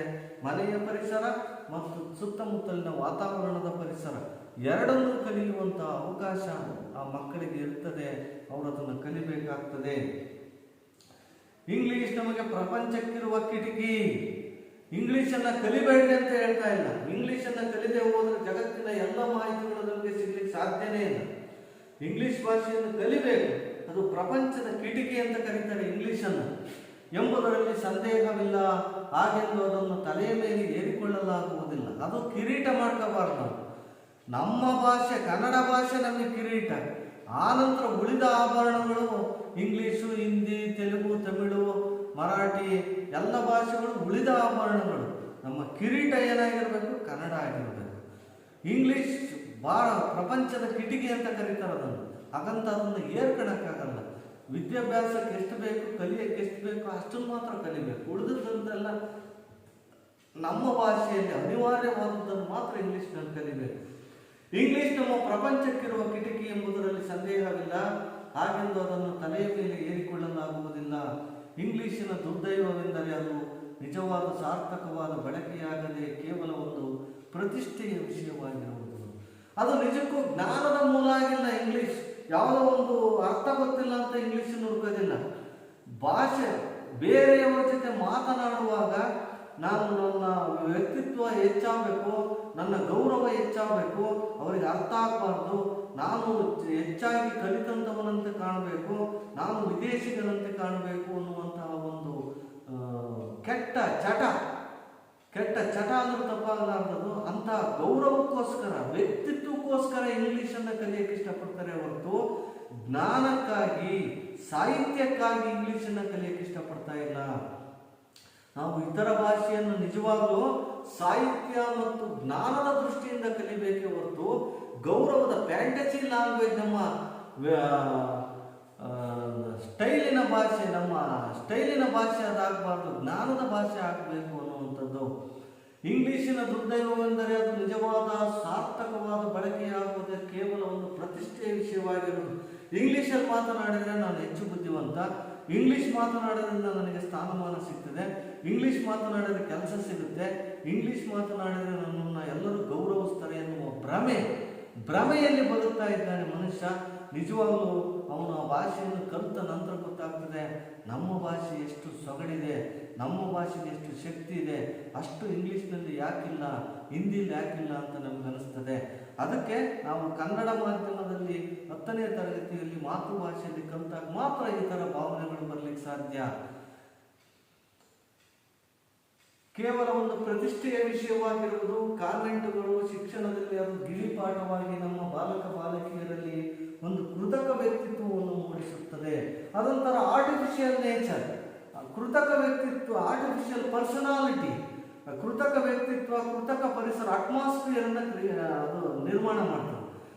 ಕಾನ್ವೆಂಟ್ಗಳಲ್ಲಿ ಬಂದಂಥ ಪೇರೆಂಟ್ಸ್ಗಳನ್ನು ಇಂಗ್ಲೀಷಿನಲ್ಲೇ ಮಾತಾಡ್ಸೋದು, ಇಂಗ್ಲೀಷಿನಲ್ಲೇ ಬರೆಯೋಕ್ಕೆ ಹೇಳೋದು, ಇಂಗ್ಲೀಷ್ನಲ್ಲೇ ಅವರಿಗೆ ಮೆಸೇಜ್ಗಳನ್ನು ಕಳಿಸೋದು, ಇಂಗ್ಲೀಷ್ನಲ್ಲೇ ಅವರ ಮಕ್ಕಳ ಅಭಿವೃದ್ಧಿ ಕುಂಠಿತಗಳನ್ನು ಚರ್ಚೆ ಮಾಡೋದ್ರಿಂದ ಅವ್ರೇನು ಮಾಡ್ತಾರೆ ಅಂತಂದರೆ, ನಮ್ಮ ಮಗು ಇವ್ರ ಥರ ಆಗಬೇಕು, ಭಾಷೆಯನ್ನು ಕಲಿಬೇಕು, ಇಂಗ್ಲೀಷ್ ಕಲಿಬೇಕು, ಕೆಲಸ ಸಿಗ್ತದೆ, ಇವನ ಜೀವನ ಚೆನ್ನಾಗಿರ್ತದೆ ಅನ್ನುವಂಥ ಒಂದೇ ಒಂದು ಆಸೆಯಿಂದ ಇಂಗ್ಲೀಷನ್ನು ಹೋಗ್ತಾ ಇದ್ದಾರೆ ಹೊರತು ಇಂಗ್ಲೀಷನ್ನು ಕಲಿತರೆ ಇವನು ಜಾಣನಾಗ್ತಾನೆ, ವಿದ್ಯಾವಂತನಾಗ್ತಾನೆ, ಬುದ್ಧಿವಂತನಾಗ್ತಾನೆ ಅನ್ನುವಂಥ ಆಸೆಯಿಂದಲ್ಲ.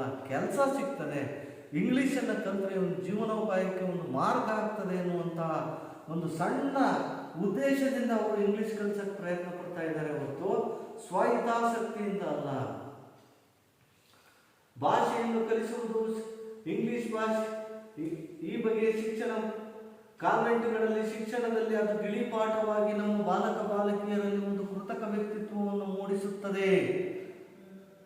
ಈ ಬಗೆಯ ಶಿಕ್ಷಣವೇ ಪರಮಶ್ರೇಷ್ಠವಾದುದೆಂದು ನಮ್ಮಲ್ಲಿ ಅನೇಕರು ಭ್ರಮಿಸಿದ್ದಾರೆ. ಪೂರ್ತಿ ತಿಳಿಯದೆ ಅರ್ಧಂಬರ್ಧ ಕಲಿತಂಥವರು ಇಂಗ್ಲೀಷನ್ನೇ ಪ್ರಧಾನ ಅಂತ ತಿಳ್ಕೊಳ್ತಾರೆ. ನಿಜಕ್ಕೂ ಕನ್ನಡದಲ್ಲಿ ಎಷ್ಟು ಜನ ಕನ್ನಡ ಮಾತೃಭಾಷೆಯನ್ನೇ ಓದಿದಂಥ ಎಷ್ಟೋ ಜನ ದೊಡ್ಡ ವಿಜ್ಞಾನಿಗಳಾಗಿದ್ದಾರೆ, ದೊಡ್ಡ ಇಂಗ್ಲಿಷ್ ಪ್ರೊಫೆಸರ್ಗಳಾಗಿದ್ದಾರೆ, ಉಳಿದ ಭಾಷೆಗಳಲ್ಲಿ ಪಾಂಡಿತ್ಯವನ್ನು ಗಳಿಸಿದ್ದಾರೆ, ದೇಶ ವಿದೇಶಗಳಲ್ಲಿ ನೆಲೆಸಿದ್ದಾರೆ. ಅವರೆಲ್ಲ ಕನ್ನಡ ಮಾತೃಭಾಷೆಯಾಗಿ ಕಲಿತಂಥವರೇ. ಅಂತ ನಮ್ಮ ಕನ್ನಡ ಕಲಿತಂಥವ್ರಿಗೆ ಅಂತ ಶಕ್ತಿ ಇರ್ತದೆ. ನಮ್ಮಲ್ಲಿ ಅನೇಕರು ಭ್ರಮಿಸಿದ್ದಾರೆ, ಅದೊಂದು ಭ್ರಮೆ. ಇಂಗ್ಲಿಷ್ ನಮಗೆ ಬೇಕು ನಿಜ, ಆದರೆ ಎಷ್ಟು ಬೇಕು, ಹೇಗೆ ಬೇಕು ಎನ್ನುವುದನ್ನು ಮಾತ್ರ ಯಾರೂ ಯೋಚಿಸಿಲ್ಲ. ಶಾಲಾ ಶಿಕ್ಷಣದ ಕೊನೆಯಲ್ಲಿ ಎಷ್ಟೊಂದು ಜನ ಶಿಕ್ಷಣವನ್ನು ಮುಂದುವರಿಸದೆ ಹೋಗುತ್ತಾರೆ ಎಂಬುದನ್ನು ಗಮನಿಸಿದರೆ ಇಂಗ್ಲಿಷ್ ಶಿಕ್ಷಣದ ಅಪವ್ಯಯ ನಮಗೆ ತಿಳಿಯುತ್ತದೆ. ಸರ್ಕಾರ ಇಂಗ್ಲಿಷನ್ನ ಕಡ್ಡಾಯಗೊಳಿಸಿದ್ರಿಂದ ಎಷ್ಟೋ ಜನ ಅದರಲ್ಲಿ ಅನುತ್ತೀರ್ಣ ಆಗ್ತಾರೆ. ಉಚಿತ ಮತ್ತು ಕಡ್ಡಾಯ ಶಿಕ್ಷಣ ಆಗೋದಿಲ್ಲ. ಅವನು SSLC ಅವರಿಗೆ ಮುಂದುವರಿಸೋದಿಲ್ಲ. SSLCಯಲ್ಲಿ ಇಂಗ್ಲೀಷ್ ಫೇಲ್ ಆಗ್ತಾನೆ, PUC ಇಂಗ್ಲೀಷ್ ಫೇಲ್ ಆಗ್ತಾನೆ, ಪದವಿ ಹಂತದಲ್ಲಿ ಇಂಗ್ಲೀಷ್ ಫೇಲ್ ಆಗ್ತಾನೆ. ಅದನ್ನು ಅಧ್ಯಯನ ಮಾಡೋಕ್ಕಾಗೋದಿಲ್ಲ, ಅದನ್ನು ಓದೋದಿಲ್ಲ. ಸಾವಿರಾರು ವಿದ್ಯಾರ್ಥಿಗಳು ತರಗತಿಗಳನ್ನು ಬಹಿಷ್ಕರಿಸ್ತಾರೆ, ಇತರ ವೃತ್ತಿಗಳಲ್ಲಿ ತೊಡಗ್ತಾರೆ. ಹಾಗಾಗಿ ಸರ್ಕಾರ ಅವರಿಗೆ ನಿಗದಿಗೊಳಿಸಿದಂತಹ ಭಾಷೆ ಅವರನ್ನು ಕಲಿಯದೆ ಸರ್ಕಾರಕ್ಕೆ ಅಪವ್ಯಯ ಆಗ್ತದೆ. ಅಷ್ಟು ಜನರಿಗೆ ಮಾಡಿದ ಶಿಕ್ಷಣದ ವ್ಯವಸ್ಥೆ ಅವರಿಗೆ ವ್ಯವಸ್ಥೆ ಏನಾಗ್ತದೆ, ಅದು ಅಪವ್ಯಯವಾಗ್ತದೆ, ನಷ್ಟ ಆಗ್ತದೆ. ಅವರು ಭಾಷೆ ಕಲಿದೇ ಹೋಗ್ತಾರೆ. ಕಲಾ ವಿದ್ಯಾರ್ಥಿಗಳು ಒಂದೇ ಒಂದು ಇಂಗ್ಲೀಷನ್ನು ಕಲೀಲಿಕ್ಕೆ ಕಷ್ಟ ಆಗ್ತಾ ಇದೆ. ಅವ್ರಿಗೆ PUC ಎಷ್ಟೋ ಜನ ನಪಾಸ್ ಆಗ್ತಾರೆ, ಅವರ ವಿದ್ಯಾಭ್ಯಾಸ ಕುಂಠಿತಗೊಳ್ತದೆ. ನಾವು ನೋಡ್ಬೋದು. ಶಿಕ್ಷಣದ ಕೊನೆಯಲ್ಲಿ ಎಷ್ಟೊಂದು ಜನ ಶಿಕ್ಷಣವನ್ನು ಮುಂದುವರಿಸದೆ ಹೋಗುತ್ತಾರೆಂಬುದನ್ನು ಗಮನಿಸಿದರೆ ಇಂಗ್ಲಿಷ್ ಶಿಕ್ಷಣದ ಅಪವ್ಯಯ ನಮಗೆ ತಿಳಿಯುತ್ತದೆ. ಇಂಗ್ಲಿಷ್ ಭಾಷೆಗಾಗಿ ಏನೆಲ್ಲ ಖರ್ಚು ಮಾಡ್ತಾ ಇದೆ ಸರ್ಕಾರ, ಎಷ್ಟೊಂದು ಸೌಕರ್ಯಗಳನ್ನು ಕೊಡ್ತಾ ಇದೆ ಸರ್ಕಾರ. ಅಂದರೆ ಇಂಗ್ಲಿಷನ್ನು ಕಲಿತ್ರೆ ಮಾತ್ರ ನಮ್ಮ ಜೀವನ ರೂಪುಗೊಳ್ಳುತ್ತದೆ ಅನ್ನುವಂಥ ಭ್ರಮೆಯಲ್ಲಿ ಬದುಕ್ತಾ ಇದ್ದೀವಿ. ಎಲ್ಲರೂ ಇಂಗ್ಲಿಷ್ ಮೊರೆ ಹೋಗ್ತಾ ಇದ್ದೀವಿ. ಇಂಗ್ಲಿಷ್ ಭಾಷೆ ಬಂದರೂ ಬರದೇ ಇದ್ದರೂ ಅದನ್ನು ಬಲವಂತವಾಗಿ ಕಲಿಯುವಂತಹ ಪ್ರಯತ್ನವನ್ನು ನಾವು ಮಾಡ್ತಾ ಇದ್ದೀವಿ. ಇಂಗ್ಲಿಷನ್ನು ಭಾಷೆಯನ್ನಾಗಿ ಕಲಿಸಿ ವಿಷಯಗಳನ್ನು ವಿದ್ಯಾರ್ಥಿಗಳೇ ಇಷ್ಟಿರಲಿ, ಇದನ್ನು ಮತ್ತೊಮ್ಮೆ ಓದ್ತೇನೆ. ಇಂಗ್ಲಿಷ್ ಮತ್ತು ಹಿಂದಿ ಭಾಷೆಗಳು ನಮ್ಮ ದೇಶದ ಪ್ರಾಂತೀಯ ಭಾಷೆಗಳ ಸ್ಥಾನವನ್ನು ಆಕ್ರಮಿಸಿಕೊಳ್ಳುತ್ತಿವೆ. ಯಾವ ಯಾವ ಭಾಷೆಗೆ ಯಾವ ಯಾವ ಸ್ಥಾನವಿರಬೇಕು ಆ ಮರ್ಯಾದೆಯನ್ನು ನಾವು ಮೀರಬಾರದು. ಕರ್ನಾಟಕದಲ್ಲಿ ಕನ್ನಡವೇ ಪ್ರಧಾನ, ರಾಜ, ರಾಣಿ, ರಾಜಕುಮಾರ ಎಲ್ಲ. ಮಿಕ್ಕ ಯಾವ ಭಾಷೆಯಾದರೂ ಇಲ್ಲಿ ಸೇವಕರ ಸ್ಥಾನದಲ್ಲಿರಬೇಕು. ಪ್ರತಿಯೊಂದು ಹಿಂದಿಯೇತರ ರಾಜ್ಯದಲ್ಲಿರುವ ಕೇಂದ್ರಾಡಳಿತ ಸಂಸ್ಥೆಗಳು, ಉದ್ಯಮಗಳು, ಕಚೇರಿಗಳು ಆಯಾ ಪ್ರಾದೇಶಿಕ ಭಾಷೆಗಳನ್ನು ಬಳಸದಿರುವುದರಿಂದ ತಮ್ಮಷ್ಟಕ್ಕೆ ದ್ವೀಪಗಳಾಗಿ ನಿಂತಿವೆ. ವಿಮಾನದಲ್ಲಿ ಮೊದಲ ಸಲ ಪ್ರಯಾಣ ಮಾಡಲು ಬಂದಿದ್ದ ನನ್ನ ಮಿತ್ರರೊಬ್ಬರು ಬೆಂಗಳೂರು ವಿಮಾನ ನಿಲ್ದಾಣದಲ್ಲಿ ನನ್ನನ್ನು ಕೇಳಿದರು, ಇದೇನು ಸರ್, ನಾವು ಎಲ್ಲಿದ್ದೇವೆ, ಇಲ್ಲಿ ಒಂದು ಕನ್ನಡ ಅಕ್ಷರ ಕಾಣಿಸೋದಿಲ್ವಲ್ಲ? ನಾನೆಂದೆ, ಕಾಣಿಸದೆ ಏನು, ಅಲ್ಲಿ ನೋಡಿ ಕಕ್ಕಸ್ಸಿನ ಮೇಲೆ ಗಂಡಸರು ಮತ್ತು ಹೆಂಗಸರು ಎಂದು ಬರೆದಿದ್ದಾರಲ್ಲ, ಅಲ್ಲಿ ಮಾತ್ರ ಕನ್ನಡ ಬೇಕು, ಇಲ್ಲಿ ಕನ್ನಡ ಬೇಡ. ಇಲ್ಲಿಯೂ ಅದೇ ಮರ್ಯಾದೆ ಇರಬೇಕು, ಅಲ್ಲೂ ಅದೇ ಮರ್ಯಾದೆ ಇರಬೇಕು. ಕೆಳ ಹಂತದಲ್ಲಿ ಮಾತ್ರ ಕನ್ನಡ, ಕೀಳು ಹಂತದಲ್ಲಿ ಮಾತ್ರ ಕನ್ನಡ, ಮೇಲ್ವರ್ಗದಲ್ಲಿ ಮೇಲ್ ಹಂತದಲ್ಲಿ ಕನ್ನಡ ಇಲ್ಲ ಅಂದರೆ ನಿಜಕ್ಕೂ ನಮಗೆ ಒಂಥರ ಅವಮರ್ಯಾದೆ. ಅಕ್ಷರವೇ ಕಾಣಿಸದಿಲ್ಲವೆಂದು ನಾನೆಂದೆ, ಕಾಣಿಸದೆ ಏನು, ಅಲ್ಲಿ ನೋಡಿ ಕಕ್ಕಸ್ಸಿನ ಮೇಲೆ ಕನ್ನಡದಲ್ಲಿ ಗಂಡಸರು ಹೆಂಗಸರು ಎಂದು ಬರೆದಿದ್ದಾರಲ್ಲ, ಇದು ಕೇಂದ್ರ ಸರ್ಕಾರ ಕನ್ನಡಕ್ಕೆ ತೋರಿಸುವ ಮರ್ಯಾದೆ. ಬೆಂಗಳೂರು ವಿಮಾನ ನಿಲ್ದಾಣದಲ್ಲಿ ಕನ್ನಡದಲ್ಲಿ ಸೂಚನೆಗಳಿಲ್ಲದಿದ್ದರೆ ಇನ್ನು ಯಾವ ಕಡೆ ಇರುವುದು ಸಾಧ್ಯ? ವಿಮಾನ ನಿಲ್ದಾಣದ ಎಲ್ಲ ಪ್ರಕಟಣೆಗಳು ಪ್ರಾದೇಶಿಕ ಭಾಷೆಗಳಲ್ಲಿರುವುದು ಅಗತ್ಯ. ಇಂಗ್ಲಿಷ್, ಹಿಂದಿ ಬಾರದವರು ಈ ದೇಶದಲ್ಲಿ ವಿಮಾನ ಪ್ರಯಾಣ ಮಾಡಬಾರದೆ? ಬೆಂಗಳೂರು, ಮಂಗಳೂರು, ಬೆಳಗಾವಿ ವಿಮಾನ ನಿಲ್ದಾಣಗಳಿಂದ ಹೊರಡುವ ಮತ್ತು ಅಲ್ಲಿಗೆ ಬರುವ ವಿಮಾನಗಳೊಳಗಿನ ಪ್ರಕಟಣೆಗಳು ಕನ್ನಡದಲ್ಲಿರಬೇಕು. ಇದೇನು ಬಹು ಖರ್ಚಿನ ಭಾರಿ ದೊಡ್ಡ ಕೆಲಸವಲ್ಲ. ಬಹುಭಾಷೆಗಳ ಈ ರಾಷ್ಟ್ರದಲ್ಲಿ ನಾವು ಒಡೆಯದೆ ಬಾಳಬೇಕಾದರೆ ಎಲ್ಲ ಭಾಷೆಗಳ ಸಮಾನ ಬಳಕೆ, ಎಲ್ಲ ಭಾಷೆಗಳಲ್ಲಿ ಸಮಾನ ಗೌರವ ಅತ್ಯಗತ್ಯ. ಕೇಂದ್ರ ಸರ್ಕಾರದ ಕಚೇರಿ ಯಾವ ರಾಜ್ಯದಲ್ಲಿರುತ್ತದೋ ಆ ರಾಜ್ಯದ ಭಾಷೆಯನ್ನು ಅದು ಅಲ್ಲಿನ ಜನರೊಂದಿಗೆ ಮತ್ತು ಸರ್ಕಾರದೊಂದಿಗೆ ಬಳಸಬೇಕು. ಆ ರಾಜ್ಯದಲ್ಲಿರುವ ಕೇಂದ್ರ ಸರ್ಕಾರದ ನೌಕರರು ಆ ರಾಜ್ಯದ ಭಾಷೆಯನ್ನು ಬಲ್ಲವರಾಗಿರಬೇಕು ಎಂದು ರಾಜಮನ್ನಾರ್ ಸಮಿತಿಯಲ್ಲಿ ವರದಿ ತಿಳಿಸಿದೆ. ಆದುದರಿಂದ ಈ ಭಾಷೆಯ ಸಮಸ್ಯೆ ಕೇಂದ್ರ ರಾಜ್ಯಗಳ ಸಂಬಂಧದಲ್ಲಿ ಬಹಳ ಮುಖ್ಯ ವಿಷಯವಾಗಿದೆ. ರೈಲ್ವೆ, ಅಂಚೆ ಮತ್ತು ತಂತಿ ಇಲಾಖೆಗಳಿಗೂ ಪ್ರಾದೇಶಿಕ ಭಾಷೆಗಳ ಮೇಲೆ ಸಾಕಷ್ಟು ಮಲತಾಯಿ ಧೋರಣೆ ಬೆಳೆಸಿಕೊಂಡಿವೆ. ಕನ್ನಡ ನಾಡಿನ ಸಣ್ಣ ಪುಟ್ಟ ಊರುಗಳಲ್ಲಿರುವ ರೈಲ್ವೆ ಸ್ಟೇಷನ್ಗಳಲ್ಲಿಯೂ ಹಿಂದಿ, ಇಂಗ್ಲಿಷುಗಳೇ ರಾರಾಜಿಸಿದರೆ ನಾವು ನಮ್ಮ ದೇಶದಲ್ಲಿ ಇದ್ದೇವೆಂಬ ಭಾವನೆ ಯಾರಲ್ಲಾದರೂ ಬರುವುದು ಸಾಧ್ಯವೇ? ಲೈಫ್ ಇನ್ಶೂರೆನ್ಸ್ ಕಾರ್ಪೊರೇಷನ್ನಂತಹ ಸಂಸ್ಥೆಗಳು, ಬ್ಯಾಂಕುಗಳು, ಹೀಗೆ ಕೇಂದ್ರಾಡಳಿತ ಯಾವ ಸಂಸ್ಥೆಗಳಿಗೆ ಹೋದರೂ ನಾವು ಪರದೇಶಿಗಳೆಂಬ ಭಾವನೆ ಬರುತ್ತದೆ. ಎಲ್ಲಿಯವರೆಗೂ ಈ ಸಂಸ್ಥೆಗಳಲ್ಲಿ ನಮ್ಮದೇ ಆದ ಭಾಷೆಗಳ ಬಳಕೆಯಾಗುವುದಿಲ್ಲವೋ ಅಲ್ಲಿಯವರೆಗೂ ಈ ಸಂಸ್ಥೆಗಳು ಜನಜೀವನದಿಂದ ಹೊರಗೆ ಉಳಿಯುತ್ತವೆ. ಎಲ್ಲ ಸೂಚನೆಗಳು, ಎಲ್ಲ ಫಾರಂಗಳು, ಎಲ್ಲ ಬರವಣಿಗೆಗಳು, ವ್ಯವಹಾರಗಳು ಕ್ರಮವಾಗಿ ಪ್ರಾದೇಶಿಕ ಭಾಷೆ ಹಿಂದಿ ಮತ್ತು ಇಂಗ್ಲಿಷ್ಗಳಲ್ಲಿರಬೇಕು. ಇದೇ ತ್ರಿಭಾಷಾ ಸೂತ್ರದ ಬಳಕೆ. ಆದರೆ ಅದನ್ನು ಅನುಸರಿಸ್ತಾ ಇಲ್ಲ. ಯಾಕೆ? ಕನ್ನಡಿಗರು ಹೋರಾಟ ಮಾಡಿಲ್ಲ, ಕನ್ನಡಿಗರು ಅದರ ಕಡೆ ಗಮನ ಇಲ್ಲ. ಹಂಗಾಗಿ ಸರ್ಕಾರಗಳು ಕಣ್ಮುಚ್ಚಿಕೊಳ್ತೀವಿ, ಮಾಡಬೇಕಾದ ಕೆಲಸಗಳನ್ನು ಬಿಡ್ತಾ ಇದೆ, ಹೊಸ ಕೆಲಸಗಳನ್ನು ಮಾತ್ರ ಕೈಗೆತ್ತಿಕೊಳ್ತಾ ಇದ್ದಾವೆ. ಯಾವ ಭಾಷೆಯ ಏರಿಕೆಯೂ ಸರಿಯಲ್ಲ, ಯಾವುದೇ ಭಾಷೆಯ ಕಲಿಕೆಯನ್ನು ತಡೆಯುವುದೂ ಸರಿಯಲ್ಲ. ಆದರೆ ಇದರಲ್ಲಿ ಔಚಿತ್ಯದ ಪ್ರಶ್ನೆ ಇದೆ.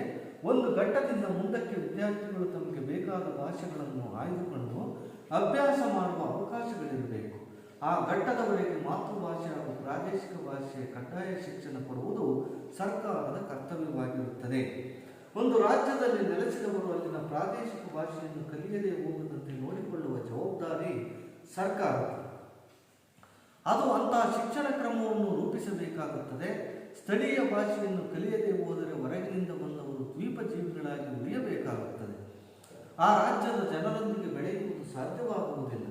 ಒಂದು ರಾಜ್ಯದ ಎಲ್ಲ ಸೌಲಭ್ಯಗಳು ಬಳಸಿಕೊಂಡು ಬದುಕುವ ಜನ ಅಲ್ಲಿನ ಭಾಷೆಯನ್ನು ಬಳಸುವುದು ಅನಿವಾರ್ಯವಾಗುತ್ತದೆ. ಪ್ರದೇಶ ಭಾಷೆಯ ಕಲಿಕೆ ಮಾತೃಭಾಷಾ ಕಲಿಕೆಗಳಿಗೆ ವಿರೋಧವಾದದ್ದಲ್ಲ.